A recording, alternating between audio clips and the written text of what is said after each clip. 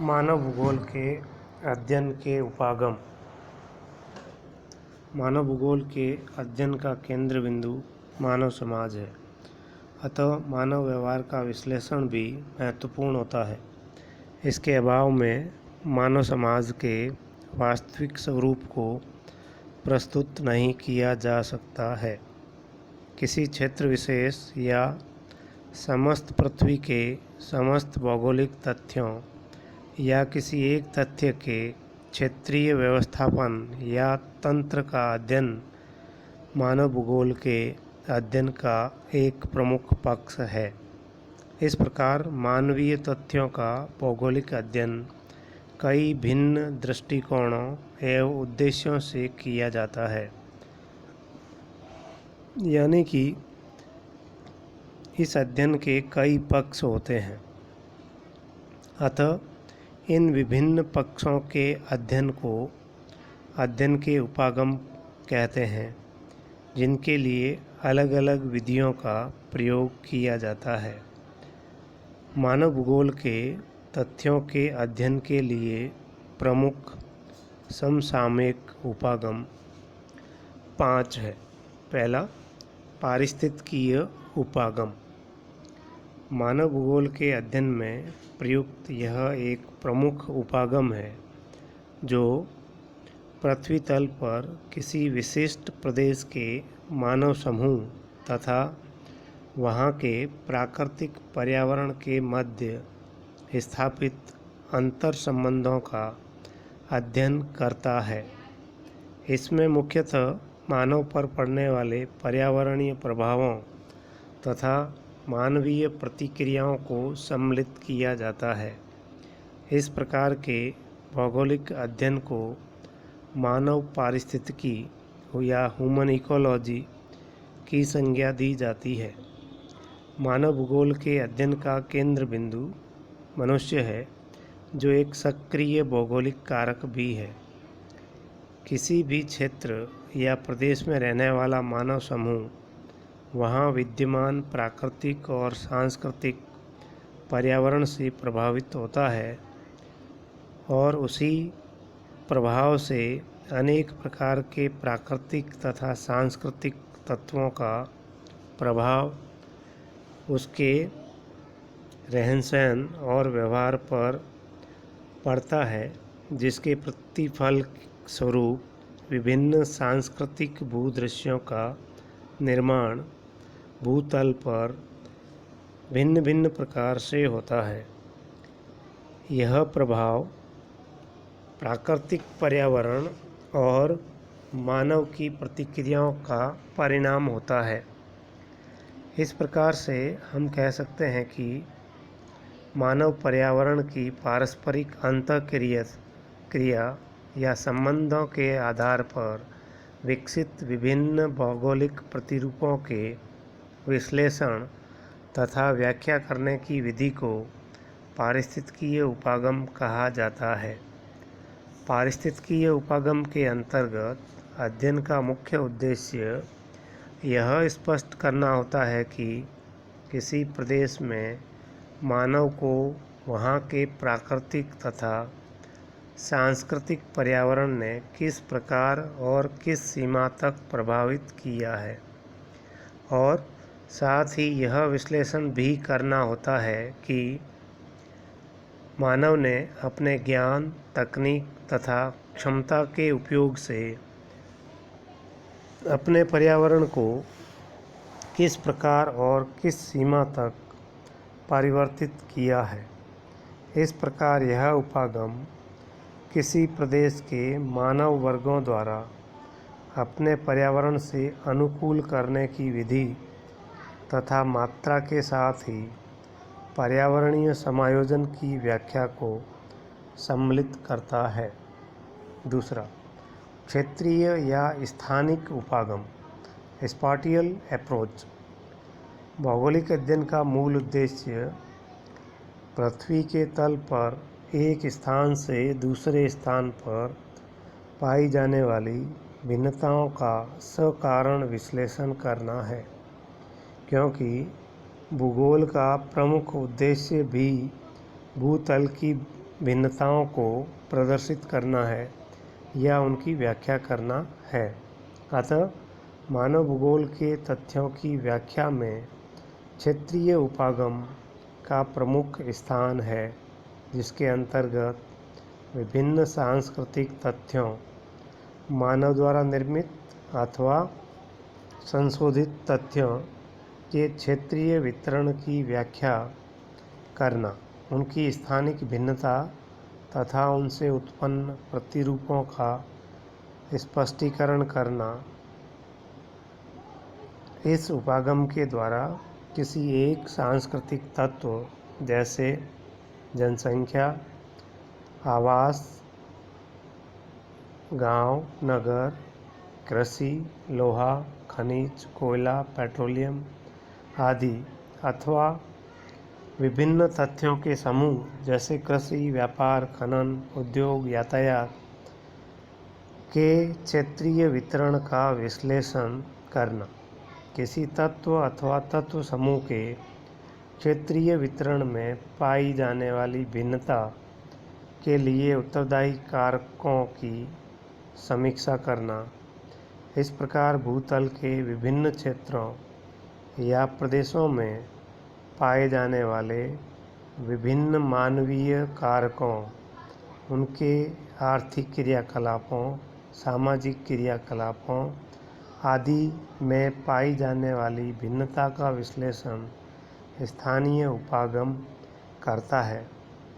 सरल शब्दों में, धरातल के ऊपरी भाग का मानवीय दृष्टिकोण से अध्ययन करना या क्षेत्र के अनुसार अध्ययन करना या क्षेत्रीय भिन्नता के अनुसार अध्ययन करना ही स्पाटियल अप्रोच या स्थानिक उपागम कहलाता है, जो भूतल की भिन्नताओं को स्पष्ट करता है या उनका अध्ययन करता है या उनका विश्लेषण करता है। तीसरा, आचार परक या व्यवहार परक उपागम या बिहेवियरल अप्रोच। मानव भूगोल की विभिन्न शाखाओं में व्यवहार परक उपागम का महत्व अधिक है। मानव भूगोल के विभिन्न तथ्यों के विश्लेषण में मानव के व्यक्तिगत गुणों, रुचि, आवश्यकताओं आदि का महत्वपूर्ण स्थान होता है।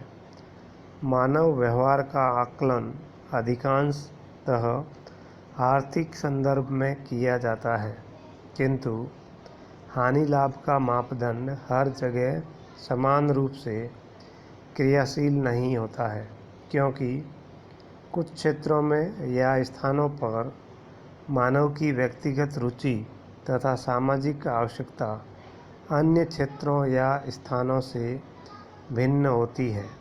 इस प्रकार मानवीय गुणों तथा व्यवहार से किसी क्षेत्र का भौगोलिक प्रतिरूप उल्लेखनीय रूप से प्रभावित होता है। इसी आधार पर भूतल पर भिन्न भिन्न प्रकार के सांस्कृतिक भूदृश्यों का निर्माण होता है। यह निर्माण मानव की अपनी रुचि और व्यवहार के द्वारा तय होता है। इस प्रकार किसी प्रदेश के सांस्कृतिक तत्वों के भौगोलिक अध्ययन में मानव की व्यक्तिगत रुचि, आवश्यकता, कार्यकुशलता, चेतना, क्षमता आदि मानसिक गुणों को पर्याप्त महत्व प्रदान किया जाता है। अध्ययन की इस विद्या में इस तथ्य की खोज का प्रयास किया जाता है कि किसी कार्य के करने या न करने के संदर्भ में मानव के निर्णय को उसका व्यक्तिगत व्यवहार किस प्रकार और किस सीमा तक प्रभावित करता है। उदाहरण के लिए, विभिन्न धार्मिक मान्यताएं भिन्न भिन्न क्षेत्रों और पर्यावरणीय दशाओं के अनुरूप भिन्न भिन्न होती है।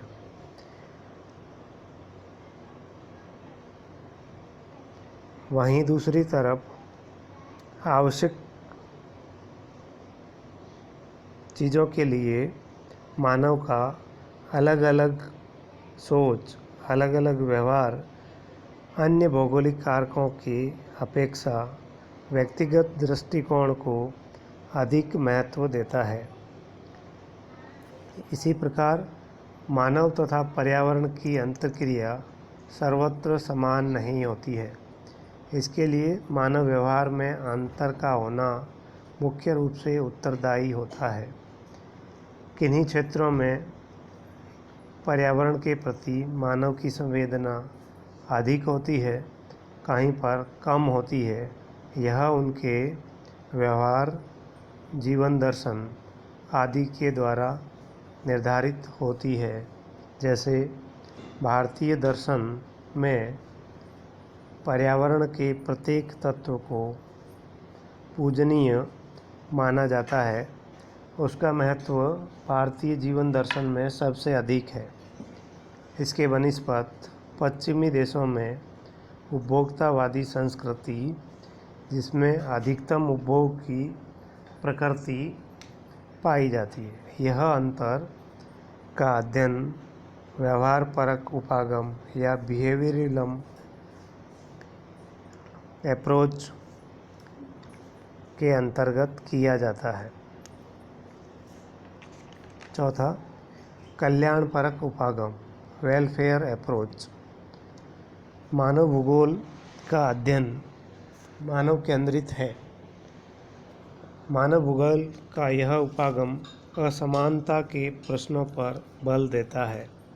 कल्याण परक उपागम का आरंभ 1970 के दशक में प्रारंभ हुआ।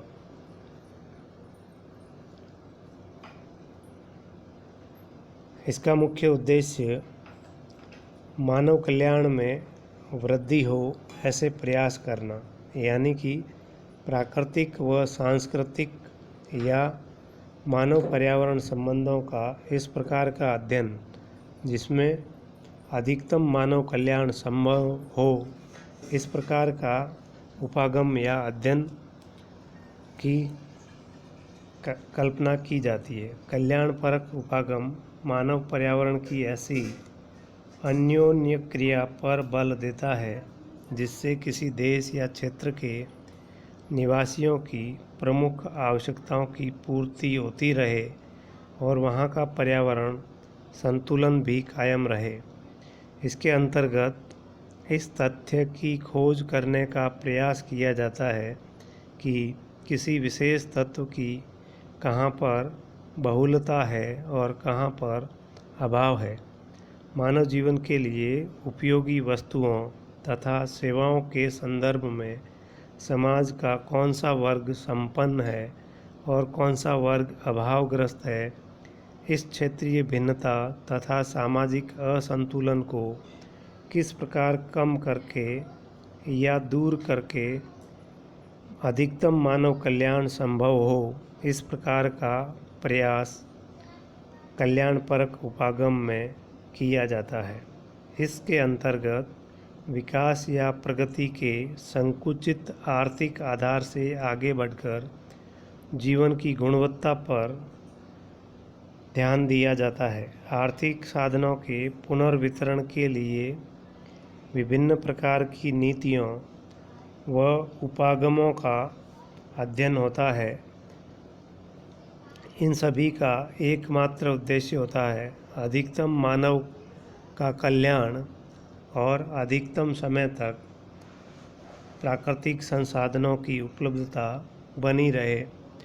इसी उपागम के तहत सतत विकास या सस्टेनेबल डेवलपमेंट की अवधारणा का विकास हुआ, जो दीर्घकालीन मानव कल्याण के अप्रोच पर आधारित है।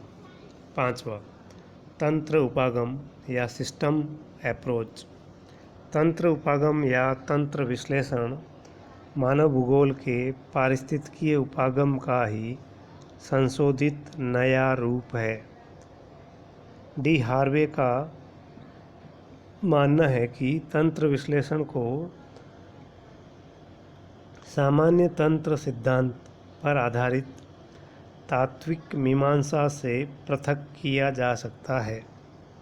क्योंकि यह एक शुद्ध और साधारण विधि तंत्र है। व्यवहार में तंत्र सिद्धांत से निर्गत दो संकल्पनाओं के मध्य पारस्परिक संबंध भी पाया जाता है, जो रूपांतरण से तंत्र विश्लेषण की विधियों में समाविष्ट होते हैं। हार्वे के अनुसार तंत्र विश्लेषण भौगोलिक समस्याओं के परीक्षण के लिए सुविधाजनक सूचकों को प्रदान करता है। इस उपागम की प्रकृति बहुचरीय प्रकार की है, अतः किसी भौगोलिक तथ्य या समस्या की व्याख्या पृथक रूप से नहीं की जा सकती, क्योंकि वह किसी तंत्र का मात्र एक अंग होता है जो तंत्र के अन्य अंगों से संबद्ध होता है। यानी कि सभी अंग एक दूसरे से जुड़े हुए होते हैं और किसी न किसी रूप से एक दूसरे को प्रभावित करते हैं। जैसे भूतल के किसी भी भाग में विविध प्रकार के भौतिक तथा मानवीय घटक विद्यमान होते हैं, जो परस्पर किसी न किसी रूप में संबंधित होते हैं और एक दूसरे को प्रभावित करते हैं। उन समस्त तत्वों की पारस्परिक क्रिया प्रतिक्रिया के परिणाम स्वरूप ही उस क्षेत्र के वास्तविक प्रतिरूप या भूदृश्य का निर्माण होता है। उन समस्त तत्वों या घटकों की समष्टि जिसमें क्रिया प्रतिक्रिया संचित होती है, उसे एक तंत्र कहते हैं। मानव भूगोल के विभिन्न तत्व आपस में तथा अन्य पर्यावरणीय तत्वों से घनिष्ठ रूप से संबंधित होते हैं। इसलिए किसी एक तत्व के वास्तविक विश्लेषण के लिए समष्टि में होने वाले अंतरक्रिया तथा उसके प्रभाव की जानकारी आवश्यक हो जाती है। इसी आधार पर तंत्र उपागम के विश्लेषण से मानव भूगोल में संपूर्ण तथ्यों का अध्ययन संभव होता है या सर्वांगीण अध्ययन संभव होता है। यह अध्ययन ही मानव भूगोल में पार्थिव एकता के सिद्धांत को सिद्ध करता है, जो एक प्राचीन संकल्पना है। इस प्रकार इन उपागमों के द्वारा मानव भूगोल के विभिन्न पक्षों का अध्ययन किया जाता है।